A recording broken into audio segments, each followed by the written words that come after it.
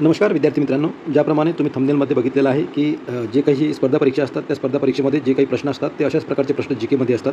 तर काही प्रश्न या ठिकाणी आहेत. यापैकी 10 प्रश्न आहेत. तर 10 पैकी तुम्हाला किती प्रश्नाचं उत्तर येते हे तुम्हाला स्वतःला बघायचं आहे. आणि एक विशेष गोष्ट यामध्ये अशी आहे की तुम्हाला या ठिकाणी हिंटसुद्धा देण्यात आलेली आहे.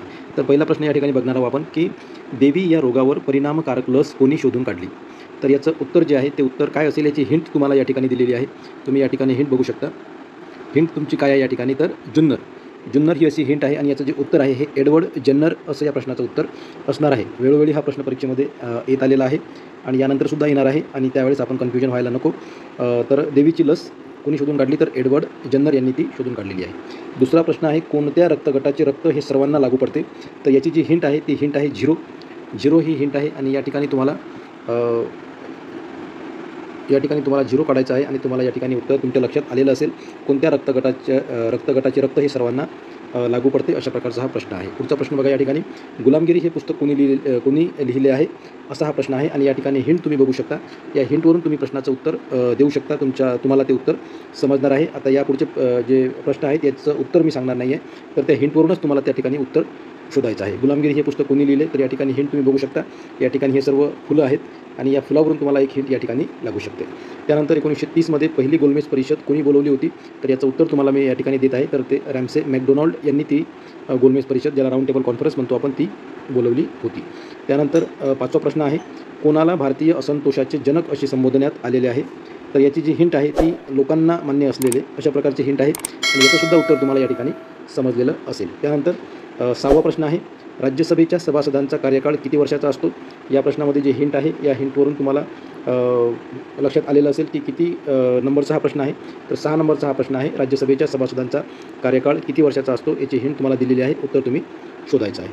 त्यानंतर 7वा प्रश्न आहे, आपल्या देशात कोणत्या राज्यात पंचायत पद्धती प्रथम सुरू करण्यात आलेली आहे. तर या प्रश्नाचं उत्तर जे आहे हे उत्तर असं असणार आहे की जी काही हिंट आहे ती हिंट आहे तुम्हाला की ते राज्य जे आहे त्याचा क्षेत्रफळातसुद्धा पहिला क्रमांक लागतो भारतामध्ये. हे त्या प्रश्नाचं उत्तर असणार आहे. एकाच प्रश्नामध्ये एकाच या विषयामध्ये तुमचे 2 प्रश्न या ठिकाणी झालेले आहेत. क्षेत्रफळाने कोणत्या राज्याचा पहिला क्रमांक लागतो किंवा मग आपल्या देशात पंचायत पद्धती प्रथम सुरू करणारे राज्य कोणते, या ठिकाणी सुद्धा तुम्ही उत्तर शोधू शकता. त्यानंतर आहे 8वा प्रश्न, महाराष्ट्रातील कोणता विभाग संत्र विभाग म्हणून सुद्धा ओळखला जातो, अशा प्रकारचा प्रश्न आहे. आणि याचं प्रश्न जे आहे याचं जे उत्तर आहे हे उत्तर एक जिल्हा आहे आणि त्या जिल्ह्याचं नाव तुम्हाला या ठिकाणी ओळखता यायला पाहिजे. हिंट दिलेली आहे, साप अशी ही हिंट आहे आणि या सापावरून समानार्थी शब्द असेल ते त्या प्रश्नाचं उत्तर या ठिकाणी असणार आहे. त्यानंतर सर्वोच्च न्यायालयाची जी स्थापना आहे त्यासंबंधी कोणते कलम आहे. तर या ठिकाणी हिंट की दिलेली आहे तुम्हाला 1 to 4 ही हिंट आहे आणि हेच याची ट्रिकसुद्धा आहे. हे तुम्हाला लक्षात ठेवायची आहे. यावरून तुमचं प्रश्नाचं जे उत्तर आहे ते उत्तर निघणार आहे. आणि 1 to 4 4 to 1 जे गाणं आहे त्या प्रकारेच हे 1 to 4 अशी हिंट आहे आणि याचं उत्तर तुम्हाला शोधायचं आहे. याचं उत्तर 124 असं असेल.